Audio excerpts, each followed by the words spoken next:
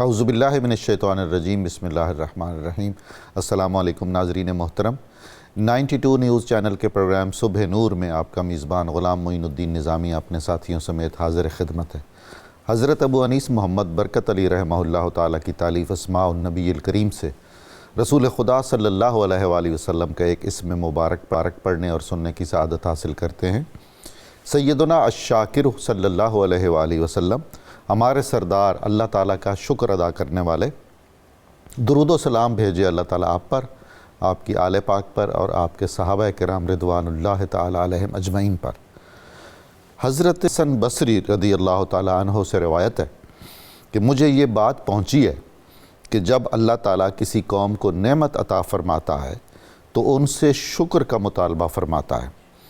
اگر وہ اس کا شکر کریں تو اللہ تعالیٰ انہیں زیادہ دینے پر قادر ہے، اور اگر وہ ناشکری کریں تو وہ اس بات پر بھی قادر ہے کہ اپنی نعمت کو ان پر عذاب سے بدل دے۔ یہ روایت شعب الایمان میں آئی ہے۔ ناظرین مکرم، آج 23 مارچ ہے، یوم قرارداد پاکستان۔ آپ سب کو مبارک۔ ہمارے ان ہم وطنوں کو بھی مبارک جو وطن عزیز کی سرحدوں سے باہر دیگر ممالک میں موجود ہیں۔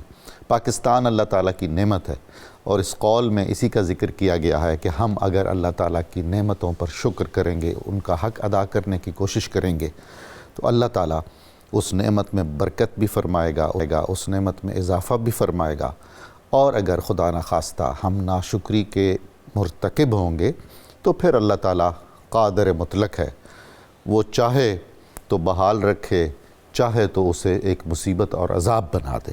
یہ ہمارے اپنے اختیار میں ہے کہ ہم کس نوعیت کے اقدامات کرتے ہیں، کیا طرز عمل اختیار کرتے ہیں اللہ تعالیٰ کی نعمت کے مقابلے میں۔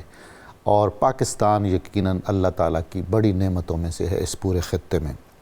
ناظرین مکرم، جنوبی ایشیا کی تاریخ میں، پاکستان کی تاریخ میں 23 مارچ بہت عظیم دن ہے، یادگار دن ہے، تاریخی دن ہے۔ یہ تجدید عزم کا دن تو ہے ہی، اس اعتبار سے بھی یہ خود احتسابی کا دن بھی ہے۔ یہ تعیین مقاصد کا دن ہے اور مقاصد شناسی کا دن ہے کہ ہم اور ہماری آنے والی نسلیں ہر سال یہ عہد کرتی رہیں کہ پاکستان جن مقاصد کے تحت معرض وجود میں آیا تھا، اس کے حصول کے لیے جو قربانیاں دی گئی تھیں ان کا مقصود کیا تھا، اور کیا ہم وہ مقصود حاصل کر چکے ہیں یا نہیں۔ خود احتسابی کا مطلب یہ ہے کہ ہم یہ جاننے کی کوشش کریں کہ پاکستان کو منزل پاکستان تک پہنچانے میں ہمارا انفرادی اور اجتماعی کردار کیا ہے، اور اس سلسلے میں اگر ہم سے کوئی کوتاہیاں سرزد ہو رہی ہیں تو ان کا ازالہ کس طرح ممکن ہے۔ پاکستان کے وجود کو برقرار رہنا ہے بتائید الہی، بتائید محمد مصطفیٰ صلی اللہ علیہ وآلہ وسلم۔ اس کی بقا میں ہم اگر اپنا اچھا کردار ادا کر سکیں تو ہم بھی اجر کے استحقاق رکھیں گے۔ جنوبی ایشیا کی تاریخ میں بہت تکلیف دہ زمانہ وہ تھا جب 1857 کے بعد باقاعدہ طور پر انگریزوں نے بر صغیر پر قبضہ کر لیا تھا۔ اگرچہ ان کا اقتدار تو تقریباً 100 سال پہلے ہی شروع ہو چکا ہوا تھا، اور مغل حکمران کٹھ پتلی کے طور پر ان کے ہاتھوں کے اشاروں پر ناچنے پر مجبور تھے، اور دوسرے مذاہب کے لوگ جو مقامی تھے وہ بھی انہی کے پلڑے میں تھے۔ تو مسلمان جنہوں نے 800-900 سال حکومت کی تھی اس خطے پر، ان پر اس سے برا وقت نہیں آیا۔ ہر سطح پر ان کو پیچھے کرنے کی کوشش کی گئی، دھکیلنے کی کوشش کی گئی، حاشیے میں کر دینے کی سعی کی گئی، دیوار سے لگا دیا گیا۔ مسلمانوں نے بڑی سنجیدگی سے اور بڑے اخلاص سے یہ کوشش بھی کی کہ ہندوستان کی جو مقامی اقوام ہیں اور مذاہب ہیں ان میں اتحاد پیدا ہو جائے۔ ہندو مسلم اتحاد کی بھی پوری کوششیں ہوتی رہیں۔ سیاسی شعور تو مسلمانوں میں آ گیا، انہیں اندازہ ہو گیا کہ ہمارے ساتھ کہاں مظالم ڈھائے جا رہے ہیں، کہاں کہاں ہماری حق تلفی ہو رہی ہے۔ تو اب ہندو جو ظاہراً اکثریت میں تھے، ان کے ساتھ بھی ہمارے رہنماؤں نے خلوص دل سے یہ کوشش کی کہ ہم متحد ہو جائیں اور ایک طرح سے آزادی حاصل کریں۔ مسلمان رہنماؤں میں اللہ تعالیٰ نے حضرت علامہ محمد اقبال رحمۃ اللہ تعالیٰ علیہ اور حضرت قائد اعظم رحمۃ اللہ تعالیٰ علیہ جیسے اکابر ہمیں عطا فرمائے، جن کے اخلاص میں، بصیرت میں، دور اندیشی میں، محنت میں، عزم میں کوئی دوسری رائے نہیں ہے۔ یہی سبب ہے کہ انہوں نے جو ہی یہ محسوس کیا کہ ہندو مسلم اتحاد ممکن العمل نہیں ہے تو انہوں نے بہت جلد یہ طے کر لیا کہ ہمیں ایک آزاد خود مختار حکومت چاہیے، ایک سلطنت چاہیے، ایک ملک چاہیے جہاں ہم اللہ اور اس کے رسول کا دیا ہوا نظام نافذ کر سکیں اور سربلندی سے احکام اسلامی پر عمل کر سکیں، جہاں ہم مساوات قائم کریں، جہاں عدل و انصاف کی بالادستی ہو۔ یہ وہ آدرش تھے، یہ وہ مقاصد تھے جن کے پیش نظر ایک جغرافیائی خطہ ارضی حاصل کرنے کی کوششیں کی گئیں۔ تحریک پاکستان کا سفر بہت طویل ہے، خطبہ الہ آباد اس میں ایک سنگ میل ہے، اور پھر یوم قرارداد پاکستان 23 مارچ جو لاہور کا اعزاز ہے، ایک قرارداد پاکستان لاہور میں منعقد ہوئی اور آج بھی داتا دربار کے نواح میں یادگار پاکستان، مینار پاکستان اس تاریخی لمحے کی شاہد ہے کہ یہاں حضرت قائد اعظم کی کرسی تھی جب حصول پاکستان کی عظیم الشان قرارداد پیش کی گئی تھی۔ اس قرارداد کے اہم نکات کیا تھے وہ واضح کرتے ہیں کہ جو مملکت چاہی جا رہی ہے اس کے مقاصد اور اہداف کیا ہوں گے، اس کا کیا امپیکٹ ہوا بر صغیر کی تاریخ پر، اور گلوبلی کتنے بڑے انقلابات اس سلسلے میں آئے اور کتنے تھوڑے عرصے میں ہم پاکستان حاصل کرنے میں کامیاب ہو گئے۔ یہ بجائے خود بہت ہی بڑا ایک سوال ہے سطح پر کہ وہ کون سی قوتیں تھیں، کتنا عوامی اتحاد تھا، جوش و خروش تھا، اور سب سے بڑھ کے تو اللہ اور اس کے رسول، اس کے پیاروں کی کاوشیں تھیں جنہوں نے ہمیں اس منزل تک پہنچایا۔ آج ہم قرارداد پاکستان کو ہر حوالے سے جانچنے اور پرکھنے کے لیے ہم نے جن دانشوروں کو زحمت دی ہے وہ آپ کی جانی پہچانی شخصیات ہیں، اور اس موضوع پر ان کی بڑی گہری نظر ہے۔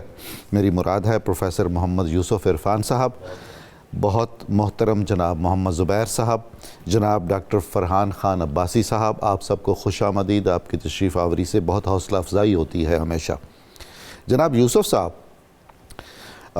قرارداد پاکستان کا باختصار تاریخی، سیاسی اور سماجی پس منظر کیا ہے، انگریزوں کے دور غلامی کے کچھ مسائل، اور جو ہندو مسلم اتحاد کی کوششیں میں نے عرض کی ہیں جن میں مسلسل ہمیں ناکامی ہوتی رہی، ارشاد فرمائیے۔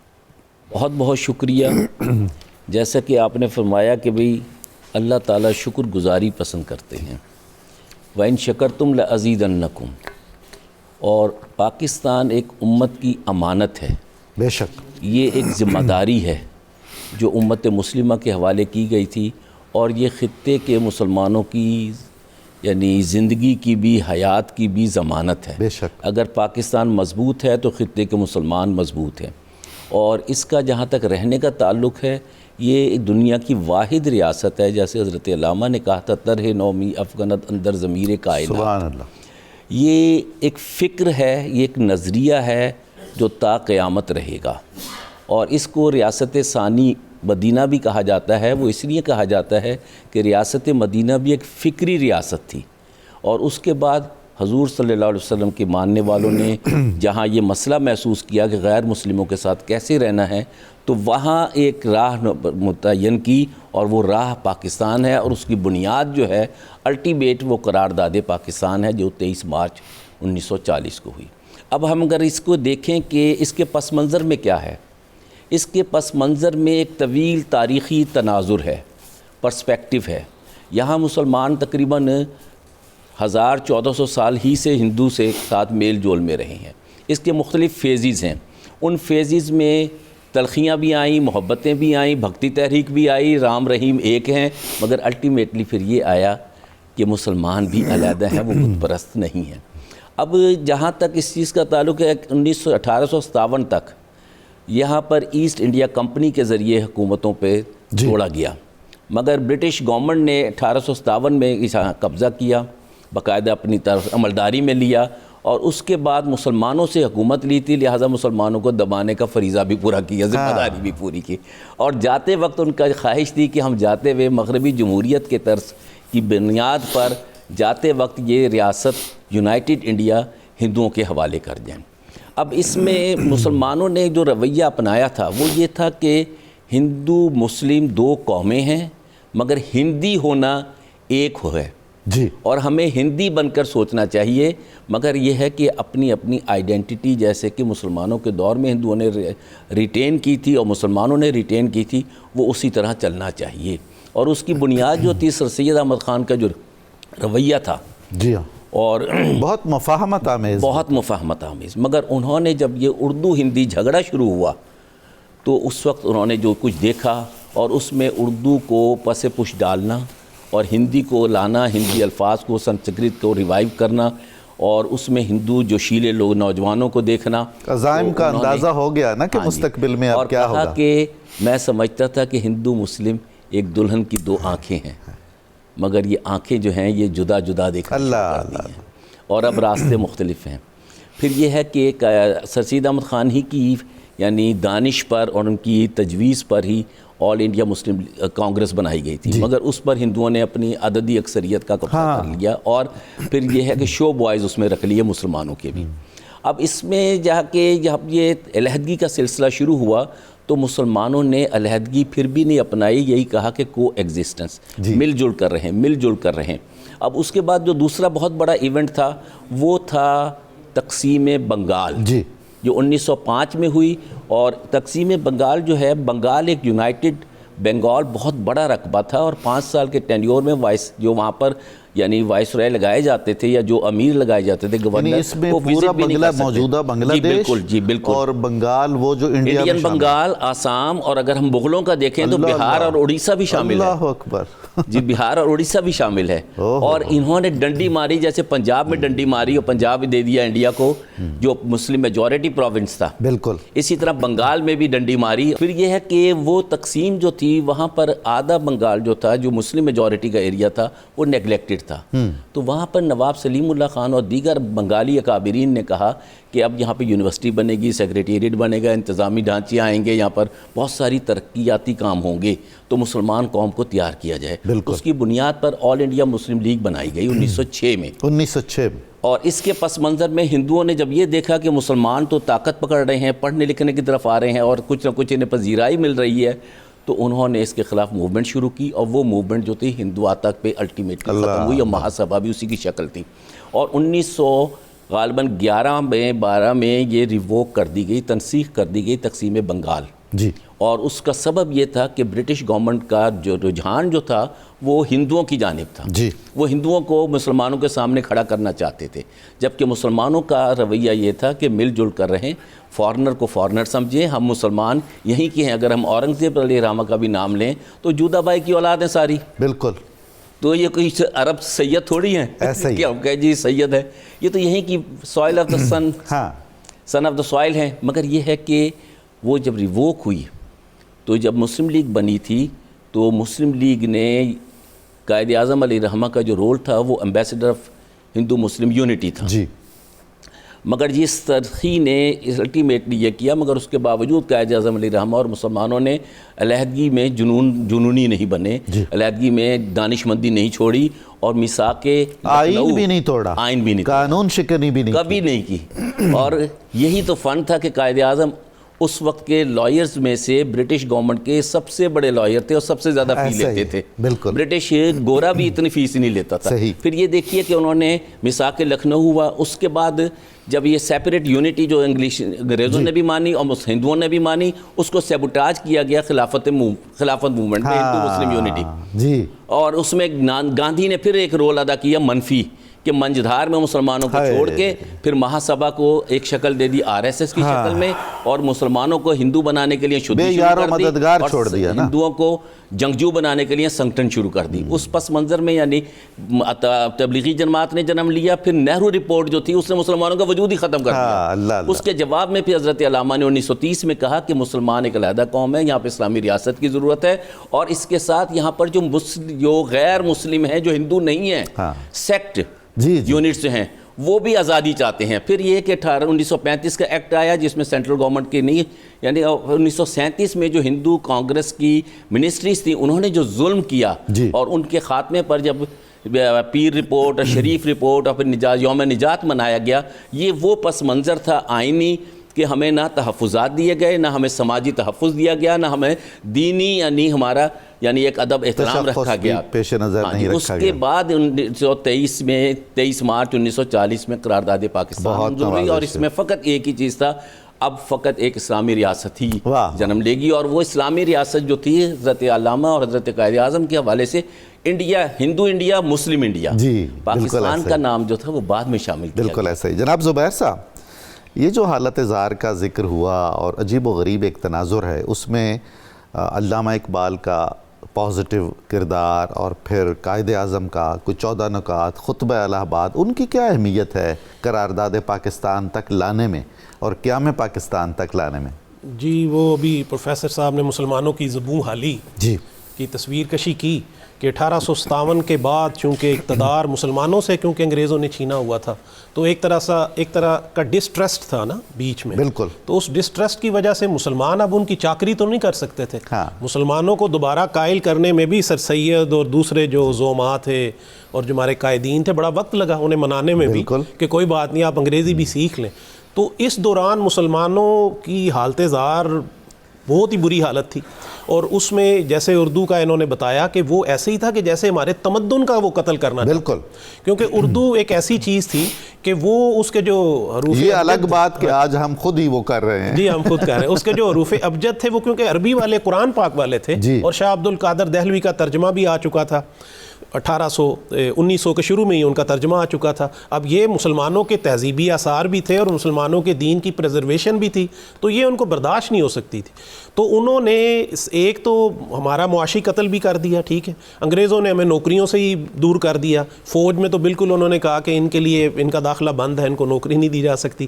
اچھا، جو ابھی انہوں نے تقسیم بنگال کا ذکر کیا، بنگال میں مسلمانوں کی اکثریت تھی اور جو بڑے عہدے تھے 681 اس پہ ہندو فائز تھے، اور صرف کہتے ہیں کہ 80 نوکریاں مسلمانوں کے پاس تھے، اکثریت ان کی تھی. کلکتہ کی بار کا یہ عالم تھا کہ 240 اگر رجسٹرڈ ہندو وکلاء تھے تو صرف ایک مسلمان. اللہ. تو اس طرح کے حالات تھے، اور مسلمانوں کو کیا کرتے تھے کہ وہ فسادات کرتے. یہ 1937 کی انہوں نے جو منسٹریز کا ذکر کیا، خود ہی فسادات برپا کر دیتے تھے، خود ہی کرفیو لگاتے تھے، خود ہی نوجوانوں کو مسلمان کو گھروں سے نکالتے تھے، ان کو ہلاک کرتے تھے، نہروں میں پھینک دیتے تھے، گڑوں اور کھڈوں میں ڈمپ کر دیتے تھے.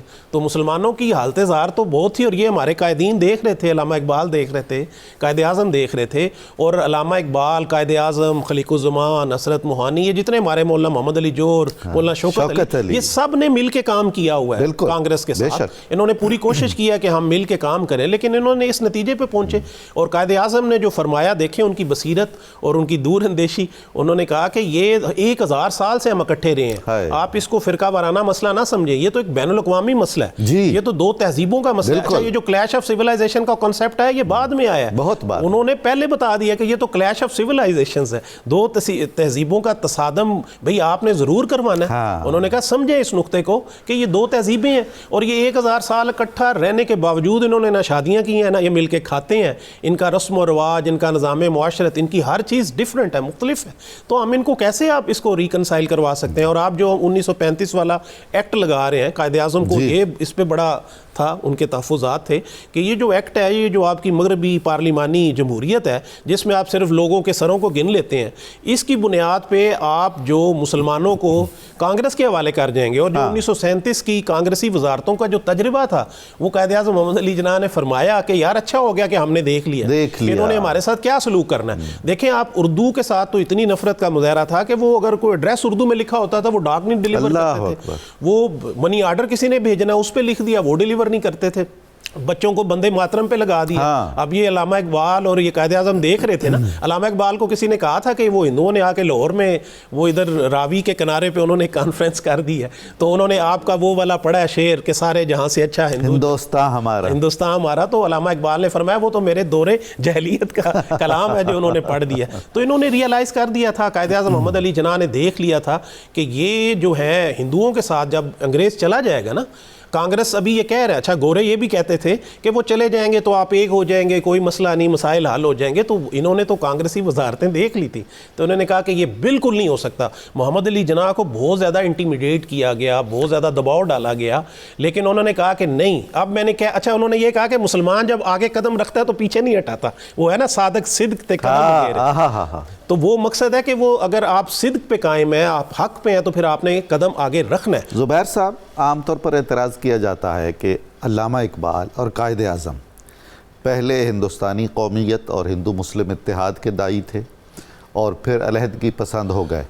کو یہ تضاد ہے، میں تو سمجھتا ہوں یہ ارتقاء ہے جی ارتقاء ہے، تجربات سے جی سیکھا تجربات ہے۔ قائد اعظم نے کہا کہ بھئی اس طرح تو میں ایک زمانے میں پرائمری اسکول میں بھی پڑھتا تھا۔ جی بالکل بالکل بالکل ایسے یہ دیکھیں گے قدرت نے دکھانا تھا، پوری دنیا کو دکھانا بالکل کہ ہم ساتھ بھی رہے ہیں، ٹھیک ہے، ہم نے یہ بھی کر کے دیکھا ہے، ہاں، اس کے نتیجے بھی، اس کے کانسیکوینسز اب تک فیس کر رہے ہیں، اور مسلمان جو ہے نا ایک سوراخ سے مومن دو دفعہ نہیں ڈسا جاتا۔ تو اگر وہ اچھا آپ دیکھیں بعد میں کیا ہوا، جو مسلمان ادھر رہ گئے بعد میں کیا ہوا، مراد آباد میں اور کئی علاقوں میں انہوں نے پاکستان جب پارٹیشن یہ ہوگی بن گیا، اس کے بعد انہوں نے بلڈوزر چلا دیے، مسلمان نوجوانوں کی کاسٹریشن تک انہوں نے کی ہے کہ مسلمانوں کی نسل کشی ہم کر دیں۔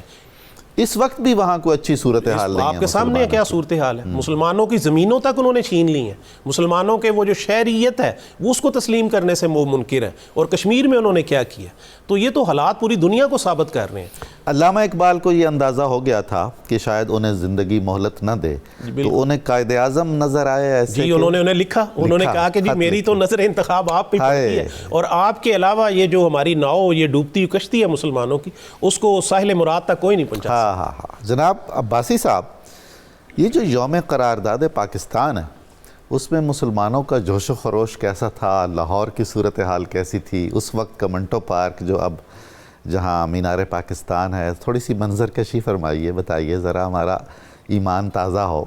بسم اللہ الرحمن الرحیم۔ ڈاکٹر صاحب آپ کا چینل کا شکریہ، آپ نے مجھے موقع دیا۔ سر بیسیکلی جو مقدمہ 1940 میں پیش کیا گیا، میرے نزدیک وہ مقدمہ ایک ایسی اسپرچول اسیمیلیشن تھی، ایک ایسا ویژن تھا، ایک ایسی تھاٹ تھی جو ہر خاص و عام میں پہلے اس کو انکلکیٹ کیا گیا۔ قدرت نے پہلے ایسے حالات پہ پیدا کیے، اور یہ جو ہندوانہ مائنڈ سیٹ ہے جو آج بھی ہمیں ہندتوا کا مائنڈ سیٹ نظر آتا ہے، اس کو پبلکلی ایکسپوز کیا گیا کانگریس منسٹریز کے تحت۔ جب یہ سب کچھ ہو گیا تو ایک اور پروپیگنڈا جو قائد اعظم محمد علی جناح علیہ رحمہ کی ذات کے بارے میں کیا جاتا تھا، بالکل، کہ یہ انگلش لکنگ پرسن ہے، اس کا اٹھنا بیٹھنا ایسے لوگوں میں ہے، اس کی اسپرچول اور اسلامک اورینٹیشن ویسی نہیں ہے، یعنی ان پر ڈیفرنٹ الزامات ان کی ذات پر جو لگائے گئے۔ تو جب وہ اس دور سے مسلمانان بر صغیر گزرے تو اسپرچولی وہ اس قابل ہو چکے تھے کہ نہ آج کا سوشل میڈیا تھا، نہ فیس بک تھا، نہ انسٹاگرام تھا، نہ واٹس ایپ تھا، اس کے باوجود بھی ریلوے اسٹیشن لاہور اس طرح کھچا کھچ بھرا ہوا تھا کہ اس وقت کا جو انگریز حکمران تھا وہ بھی پریشان ہو گیا کہ یہ کون سا ایسا سیلاب ہے جو پورے کے پورے بر صغیر سے امٹ کر ایک کال پر قائد اعظم محمد علی جناح کے پیچھے آ گیا۔ کمال ہے۔ اور سر اس میں ایک اور چیز بھی کہ جب آپ اللہ تعالیٰ کا نا ایک اپنا بھی ایک سلسلہ ہے کہ اللہ تعالیٰ کی ایک سنت ہے کہ جب آپ اللہ تعالیٰ کے دین کے ساتھ، اللہ تعالیٰ کے دیندار لوگوں کے ساتھ اور اسلام کی انسانیت کے مقاصد کے ساتھ کھیلتے ہیں شیطانی طریقوں سے، تو اللہ تعالیٰ اس کو اور تیز کر دیتا ہے۔ یعنی آپ اگر فطرت میں مداخلت کرتے ہیں تو پھر اس کا ریاکشن اور تیز آ جاتا ہے۔ تو بچے کیا، عورتیں کیا، بوڑھے کیا، یہاں تک کہ میں یہ بھی کہوں گا کہ کچھ ہسٹورین لکھتے ہیں کہ تماشائیوں میں یا وہاں جلسہ گاہ میں موجود لوگوں میں ہندو اور سکھ بھی تھے، نہ کہ مسلمانان بر صغیر تھے۔ 1 لاکھ کا جو جلسہ گاہ میں لوگ تھے جو کسی نے ایکسپیکٹ نہیں کیا، اور انگریز اور ہندو نے مل کے ایک اور واردات بھی کی کہ لاہور میں جلسہ ہی منسوخ کر دیا گیا۔ اچھا، جلسہ گاہ منسوخ کر دی گئی سیم ڈیٹ۔ قائد اعظم محمد علی جناح جب ریلوے اسٹیشن پہ آئے تو آپ بہت زیادہ پریشان ہوئے، تو یہاں پر ایک اس وقت کے لوکل زمیندار موجود تھے، جہاں پر آج آپ کو مینار پاکستان کی بلڈنگ نظر آتی ہے، اس کے گرد و نواح میں ان کی گندم کی فصل کھڑی تھی۔ انہوں نے کہا کہ میں راتوں رات ساری فصل کٹواتا ہوں، کیا بات ہے، سارے کھیت برابر کرتا ہوں، اور گرد و نواح کے جو گاؤں تھے وہاں سے انہوں نے لوگوں کو بلوایا، انہوں نے کہا کوئی ایسی بات نہیں، بٹ قائد اعظم محمد علی جناح کا جلسہ ہوگا۔ یوسف صاحب یہ وہی خاندان ہے جن کی علامہ اقبال سے رشتہ داری ہوئی؟ میاں امیر الدین صاحب جو ہیں یوسف سلی صاحب کے دادا جان ہیں، حضرت میاں اقبال صلاح الدین کے دادا، اور حضرت علامہ کے پہلے شاگردوں میں سے ہیں، بہت میں خاندان، یہ بھی محسن ہوا ہمارا۔ جی بالکل، اور میں ان سے بارہا ملا ہوں، آپ فرمائیے. اچھا سر، یہاں سے بہت اچھی بات پروفیسر صاحب نے اس کو بلکہ انڈوز بھی کر دیا. یہاں سے آپ کو سر وہ مقدمہ جس سے میں نے اپنے جملے کا آغاز کیا تھا، یہ مقدمہ تھا اسلام کا. بے شک یہ مقدمہ تھا اللہ تعالیٰ کے احکامات کا، اور یہ مقدمہ تھا نبی آخر الزماں حضور اکرم صلی اللہ علیہ وآلہ وسلم خاتم النبیین کے صدقے زمین کے جغرافی کے ایک ایسے ٹکڑے کے نام پر اسلام کو قائم کرنے کا، مدینہ الثانی کو قائم کرنے کا، جو اس وقت کی سامراجی طاقتیں مغرب میں بیٹھ کر نہ روک سکیں. یعنی اگر آپ غور سے دیکھیں تو صرف قرارداد پاکستان یا قرارداد لاہور ایک ریزولوشن نہیں ہے کہ مسلمان کسی زمین کے ٹکڑے میں آباد ہونا چاہتے ہیں، بلکہ یہ ایک ریزولوشن ہے جو اینڈ آف ٹائم کا بھی ایک ٹرمپٹ بجاتی ہے کہ اینڈ آف ٹائم کی تیاری بھی یہیں سے ہوگی انشاءاللہ تعالی. اور سر یہی ایک وجہ ہے کہ جب میں کچھ ریسرچ کرتا ہوں بینگ اے ریسرچر، تو میں دیکھتا ہوں کہ تمام تر فتنے، تمام تر جو آپ کہتے ہیں نا دنیا کی طاقتیں مل کے اس خطہ ارضی کو، اس جغرافی کو ہی ہٹ کرتی ہیں، چاہے انفارمیشن وارفیئر سے کریں، چاہے کلچرل انویژن کے نام پر کریں، اسٹریٹجک امپورٹنس، چاہے اس ملک کے ارد گرد جو ہمارے ہمسایہ ممالک ہیں وہاں پر 20 40 سال کی جنگیں کر کے کریں، چاہے اس ریجن کے اندر مسلمانوں کو شیعہ سنی کے نام پر کنفیوز کر کے کریں، چاہے یہاں پر ملیٹنسی لا کے کریں.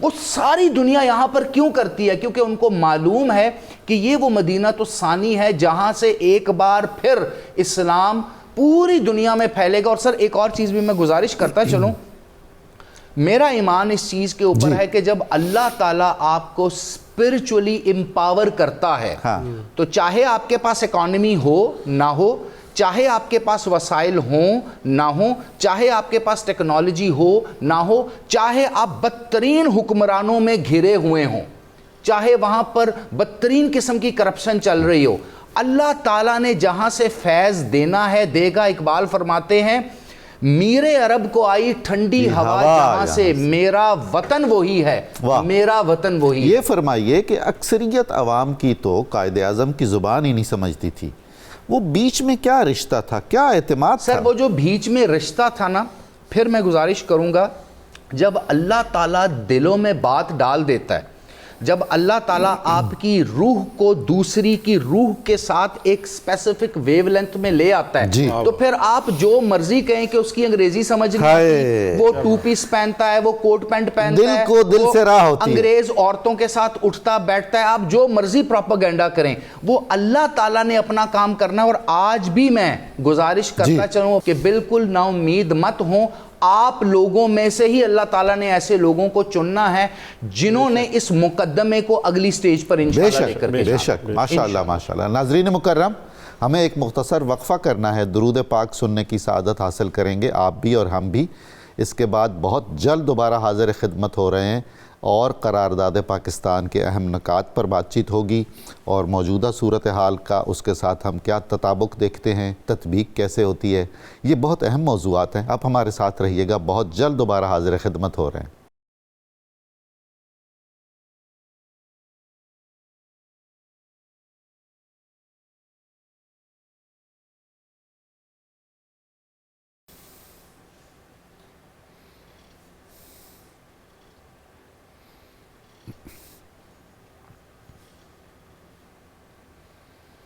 السلام علیکم ناظرین محترم، صبح نور میں دوبارہ خوش آمدید.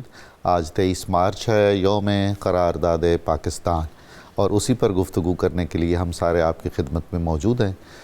قرارداد پاکستان کا بنیادی مطالبہ اور مقصد یہ تھا کہ بر صغیر کے وہ خطے جہاں مسلمانوں کی اکثریت ہے وہاں ایک آزاد اسلامی مملکت کا قیام ہو جائے، جہاں مسلمان پورے اطمینان سے، اعتماد سے اور سربلندی سے اپنے حقوق بھی حاصل کریں اور اللہ اور اس کے رسول کے آئین کی پاسداری بھی کریں اور اس کا نفاذ بھی کریں. یوسف عرفان صاحب، یہ جو اہداف و مقاصد تھے قیام پاکستان کے، قرارداد پاکستان کے، یہ کس حد تک پورے ہوئے؟ پاکستان کی کامیابیاں اور ناکامیاں، آپ ایک تجزیاتی ذہن رکھتے ہیں، ماشاءاللہ صاحب بصیرت ہیں، بہت مطالعہ ہے، لکھتے بھی رہتے ہیں، ہمیں ذرا بتائیے کہ ہم کہاں کھڑے ہیں. بہت بہت شکریہ. اس میں جو بنیادی چیز ہے، پہلا قدم تو یہ ہے کہ قرارداد پاکستان امت مسلمہ ہندیہ کے لیے ایک مقصود تھا، ایک محبوب تھا، ایک ہدف تھا جی، اور وہ ایک فکری ہدف تھا. اس کو عملی شکل جو پہنچائی گئی وہ ہندوستانی مسلمانوں کو متحد کر کے کی گئی. بالکل. یہ ہماری اسلامی معاشرتی یکجہتی کی نشانی تھی، اور اس میں آل انڈیا مسلم لیگ نے قائد اعظم علیہ الرحمہ کی قیادت میں جو رول ادا کیا وہ غیر معمولی ہے. بے شک. اور قائد اعظم کو اتنا یقین تھا کہ جب پوچھا جاتا کہ will you get Pakistan, Quaid Azam فرماتے تھے پاکستان از دا ول آف گاڈ. حضور یقین کی دولت جو ہے نا، قوت. ہاں جی. اب اس وقت دیکھیے کہ انگریز نے کیوں یہ قبول کیا. پہلی کامیابی جو ہے وہ یہ تھا کہ انہوں نے 45-46 میں الیکشن کرائے. پورے ہندوستان، فقط یہی نہیں کہ جو ایڈجسنٹ ایریاز ہیں وہ ہندوستانی مسلمان جو آج انڈیا میں ہیں انہوں نے بھی 100% ووٹ سینٹرل گورنمنٹ کے حوالے سے پاکستان کے حق میں دیا. اور پروونشل بھی فقط خدائی خدمتگار جو تھے باچا خان، انہوں نے دھوکہ دے کے کہ ہم خدائی خدمتگار ہیں کانگریس کو ووٹ دیا، ادروائز وہاں پہ ریفرنڈم میں پھر پاکستان کے ساتھ شامل ہو گئے. جی. یہ ہماری معاشرتی یکجہتی تھی جس نے پاکستان بنایا. اب جہاں تک اس چیز کا تعلق ہے کہ کیا ہم نے اپنے مقاصد حاصل کر لیے، جہاں تک میں سمجھتا ہوں کہ ہم نے مقاصد کافی حد تک حاصل کر لیے، فقط معاشرتی پہلو رہ گیا ہے. معاشرہ ہمارا انتشار کا شکار ہے. اور کیا اس کا مقصد کیا تھا؟ جی. میں یہاں پر مولانا ابوالکلام آزاد صاحب سے علامہ حضرت قائد اعظم علیہ الرحمہ کی ایک ملاقات کا ذکر کرتا ہوں جو بہت کم ذکر ہوتا ہے. یہ ایک ملاقات کلکتہ میں ہوئی تھی. سید بدر الدین جو ہیں مسلم لیگ لیڈر، ان کے گھر پر ہوئی تھی اور مولانا ابوالکلام آزاد کی فرمائش پر ہوئی تھی. اچھا. اور انہوں نے قائد اعظم علیہ الرحمہ سے یہ سوال کیا کہ مسٹر جناح، وہ تو جناح کہتے تھے، آپ نے ہندوستانی مسلمانوں کو 3 حصوں میں بانٹ کے ان کی قوت کمزور کر دی ہے. اچھا. ایک حصہ بنگال ہے، ایک حصہ پنجاب ہے اور ایک حصہ ہم لوگ رہ جائیں گے یہاں پر. تو قائد اعظم علیہ الرحمہ نے کہا کہ British government second world war کے بعد زیادہ عرصہ ہندوستان میں نہیں رہ سکتی تھی. اس کے بعد افراد تھے نہ وسائل تھے، مسائل ہی مسائل تھے. اس نے لا محالہ جانا ہے. اس نے مغربی طرز جمہوریت کی بنیاد پر ہندوؤں کو جو تازہ دم ہوتے وہ انہیں حکمران بنا کے ہمارے سر پر لاز دینا تھا. ہماری منزل آزادی کی دور ہو جاتی. میں نے ایک علیحدہ آزاد اسلامی ریاست آپ کو دی ہے، اور اس کا مقصد جو ہے وہ یہ ہے کہ آپ اپنے روشن ماضی کو دوبارہ زندہ کریں. اب وہ روشن ماضی کیا ہے کہ آپ تیاری کریں. اور پاکستان کا جو وار پوٹینشیل ہے وہ تاحال ان ایکسپیکٹڈ ہے. ہمارے ان ایکسپیکٹڈ بھی ہے، ان ایکسپوزڈ بھی ہے. انتظامی اور اخلاقی سطح پر کیا اچیومنٹس ہیں ہمارے؟ ہاں جی، اخلاقی اور انتظامی سطح پر یہ کیفیت ہے کہ ہم لوگوں نے معاشرے کو کھلا چھوڑ دیا. وہ اسپرٹ جو 1947 کے بعد 47 تک مسلم لیگ نے قائم کی تھی، ہمیں اس کو ریوائیو کرنا چاہیے. جی. اس میں ایک ہی صف میں کھڑے ہو گئے محمود و ایاز. اس میں سب پاکستان کا مطالبہ چاہتے تھے. اب پاکستان کو مضبوط کرنے کے لیے، محفوظ کرنے کے لیے ہمیں معاشرتی یکجہتی کی ضرورت ہے. اور وہ یکجہتی اسی صورت میں ہوگی جب آپ یکسو کریں گے انہیں. اگر آپ انہیں بھانت بھانت کی جمہوری بولیاں بولنے کی اجازت دیں گے، بھانت بھانت کی فوجی بولیاں بولنے کی اجازت دیں گے، تو مسائل ہی پیدا ہوں گے. اور اس کا ایک دوسرا یہ ہے کہ پاکستان مسائل میں ہے تو ان مسائل کو جب حل کرتا ہے تو اتنی ہی قوت اسے بڑی ملتی ہے. بالکل. اور پاکستان کی سرحدیں آج بھی غیر محفوظ ہیں، اور یہی غیر محفوظ ہونا ہمیں تازہ دم اور پردم رکھتا ہے. ہماری سرحدیں غیر محفوظ ہیں، ہم سرحدوں کی حفاظت کے لیے تازہ دم رہتے ہیں. مگر یہ ہے کہ جب تک معاشرے کو اندرونی طور پر اب قرآن اور اسوہ حسنہ اور تاریخ اسلام کے روشن پہلوؤں پر نہیں لائیں گے تو یہ تاریکی میں ڈوبے رہیں گے. اور معاشرتی جہاں تک کرپشن کا تعلق ہوتا ہے، کرپشن ایک انتظامی بیماری ہے. یہ آپ جب چاہیں 1 منٹ میں ختم کر سکتے ہیں. ہاں، البتہ ذہنی جو ذمہ داریاں ہیں اس کے لیے مجھ جیسے، آپ جیسے دیگر لوگ، انتظامی ہوں یا معلم ہوں یا تاجر ہوں، ان کی ذمہ داری بہت زیادہ ہے. اور اس سے زیادہ ہمارے حاکموں کی، کہ حاکم جو ہیں ہماری سوورینٹی شیئر کرنا چھوڑ دیں غیروں کے ساتھ.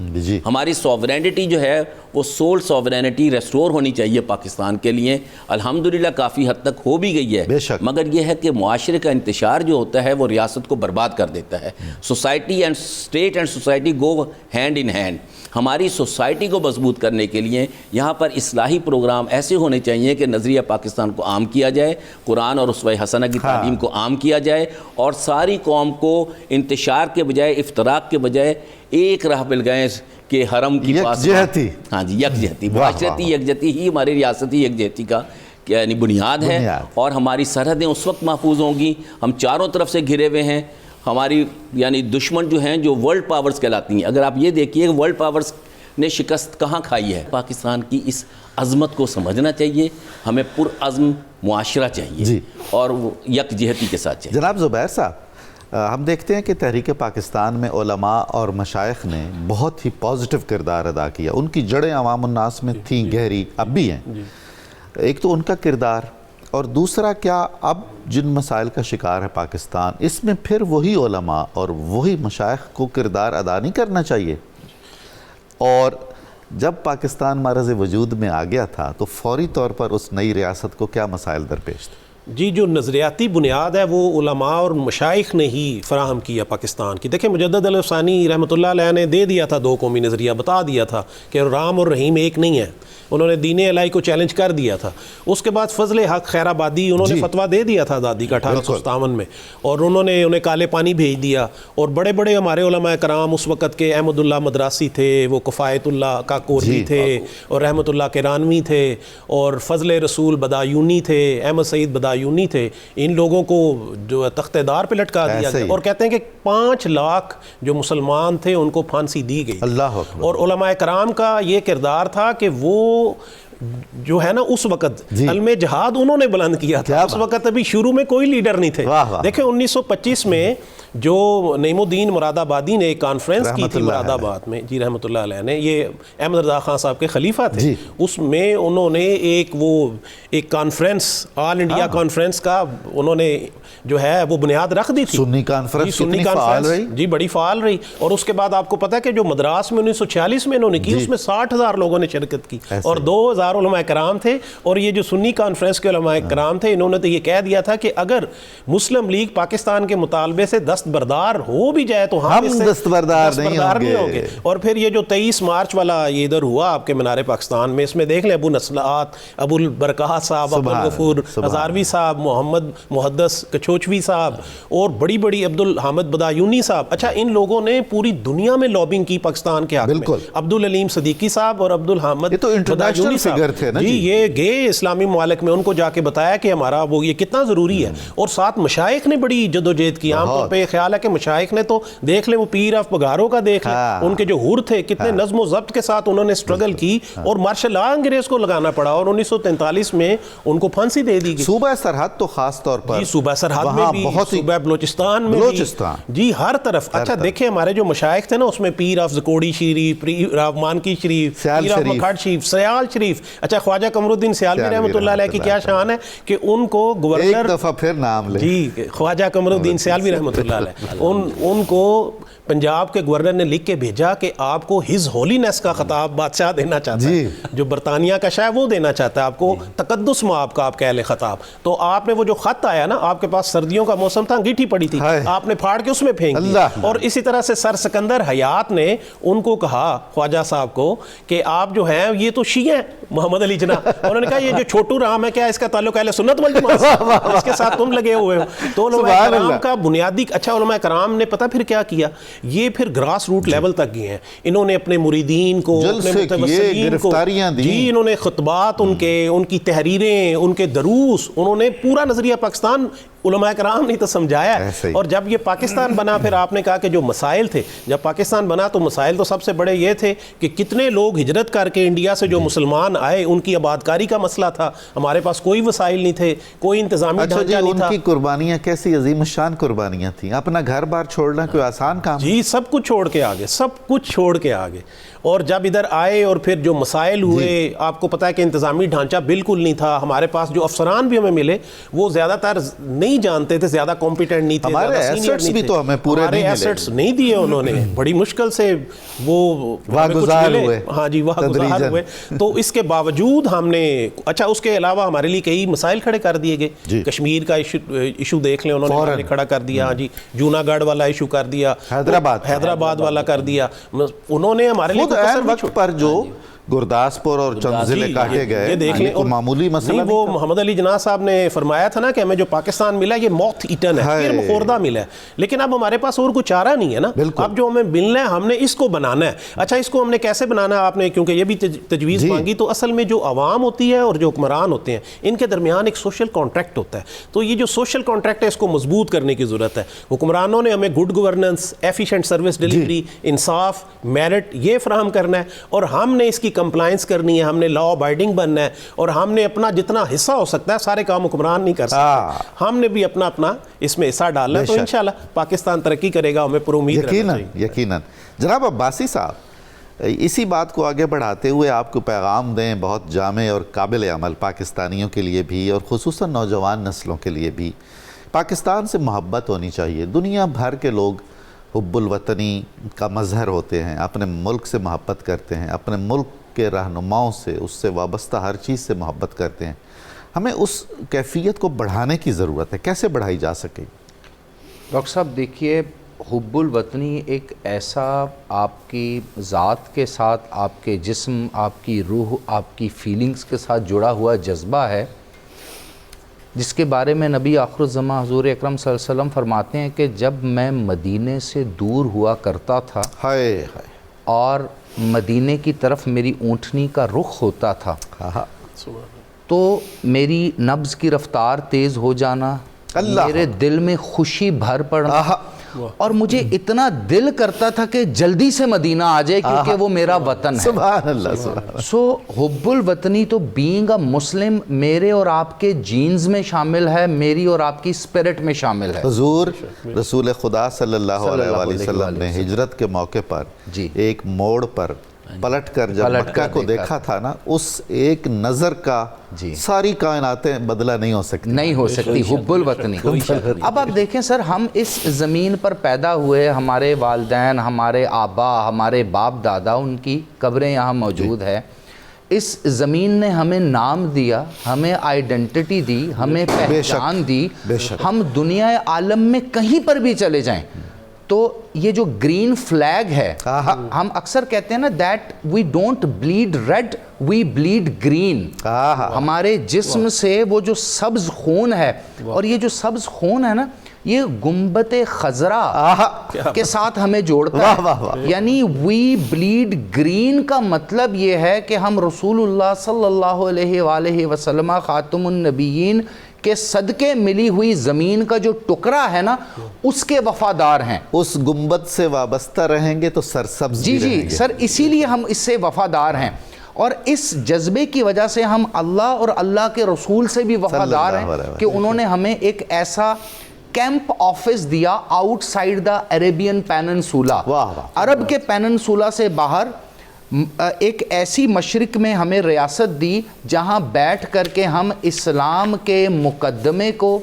इस्लाम के बेसिक प्रिंसिपल और फंडामेंटल को अपनी आने वाली नस्लों के मिजाज में दाखिल करें, ना कि पढ़ाएं लिखाएं, उनके मिजाज में इस्लाम दाखिल करें। और उसको दाखिल करने के लिए सबसे इम्पॉर्टेंट चीज़ सर, मेरी आपकी जिम्मेदारी मीडिया की भी है। आज इंफॉर्मेशन वॉरफेयर का दौर है, आज प्रोपेगेंडे का दौर है, आज झूठी खबरों फेक न्यूज़ का दौर है, आज एक्सट्रीमिज़म और बहुत सी बुराइयों का दौर है। तो मेरी और आपकी मीडिया पे है।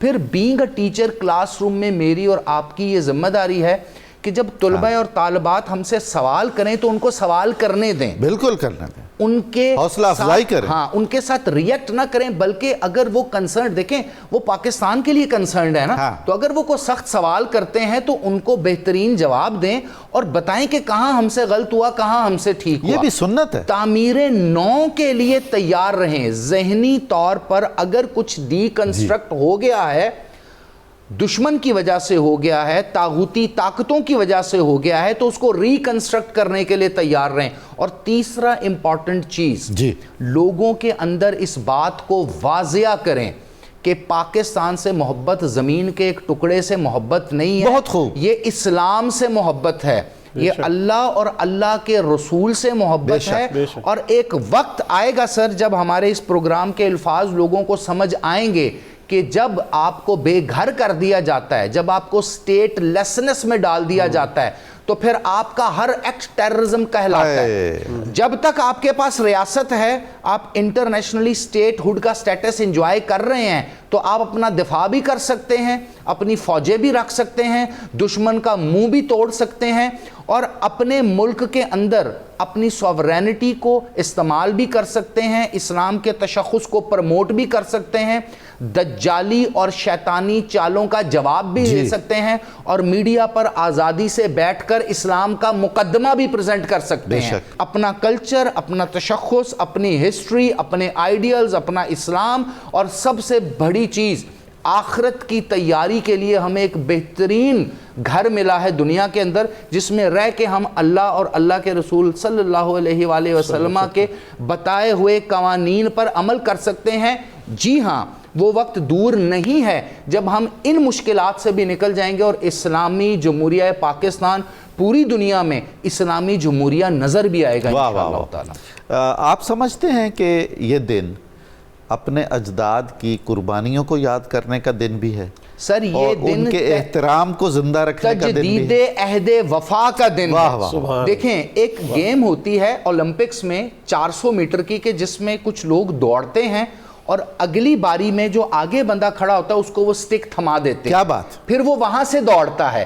تو یہ جو دن بار بار ہر سال آتے ہیں, ہم مناتے ہیں, جس طرح ہم اسلامی مہینوں میں رمضان, عید, محرم, یہ وتواصوا بالحق بھی تو ہے, یہ تجدید عہد وفا کے دن ہیں, کہ ہم اپنی پچھلی نسل سے جو چیزیں لے کر کے آئے اب وہ ہم اپنی اگلی نسل کو دیں گے, اور یہ سلسلہ سر انشاءاللہ تعالی اسی طرح چلے گا. ایک چیز کو ہم نے ذہن میں رکھنا ہے کہ دشمن ایکٹیو ہیں, اندرونی بھی بیرونی بھی, اور وہ ہر ایک محاذ پہ, مجھ پہ, آپ پہ, ہماری آئیڈیالوجی پہ, ہماری ایگزسٹنس پہ, ہماری اکانومی پہ, ہماری سٹیبلٹی پہ, ہماری ترقی پہ ہر وقت جو ہے نگاہیں گاڑے بیٹھے ہیں اور حملہ کرنے کو تیار ہے. ہم نے اپنی نسل کو حب الوطنی کے جذبے سے یہ سمجھانا ہے کہ ہم نے ہر وقت ہماتن تیار رہنا ہے, سرفروش رہنا ہے, اور ہر جو ہماری شعبہ ہے زندگی ہے اس میں اپنا نام پیدا کرنا. ماشاءاللہ, بہت شکریہ آپ کا, آپ کی تشریف آوری سے آج کے پروگرام کی رونق بڑھی, بہت عمدہ گفتگو ہوئی. ناظرین مکرم, کتاب الشفا سے ملکی سلامتی کے لیے ایک اہم دعا ہے. ہر شخص اپنے وطن عزیز پاکستان کی سلامتی و بقا کے لیے اول و آخر درود پاک کے ساتھ 100 مرتبہ آیہ کریمہ لا الہ الا انت سبحانک انی کنت من الظالمین پڑھ کر اللہ تعالیٰ سے خصوصی مدد مانگیں. بانی پاکستان قائد اعظم محمد علی جناح رحمۃ اللہ علیہ کا قول ہے, انصاف اور مساوات میرے رہنما اصول ہیں, اور مجھے یقین ہے کہ ان اصولوں پر عمل پیرا ہو کر ہم پاکستان کو دنیا کی سب سے عظیم قوم بنا سکتے ہیں. ناظرین مکرم, آج کار روزنامہ 92 نیوز میں 23 مارچ یوم قرارداد پاکستان کے زیر عنوان بہت اچھا مضمون شائع ہوا ہے, آپ ضرور پڑھیے گا. یقیناً پاکستان سے آپ کی وابستگی میں مزید بہتری آئے گی. پروگرام کی تفصیل جاننے کے لیے صبح نور کے ایکس کو فالو کریں, ہمارا فیس بک پیج لائک کریں, پروگرام دیکھنے کے لیے ہمارا یوٹیوب چینل سبسکرائب کریں, ہمیں اپنی قیمتی رائے سے ضرور آگاہ فرمائیں. آئیے اب نعرہ لگاتے ہیں, نعرہ مقصد پاکستان, جو آج 23 مارچ کو تو بہت ہی بلند آہنگی سے لگانا چاہیے. پاکستان کا مطلب کیا؟ لا الہ الا اللہ محمد الرسول اللہ.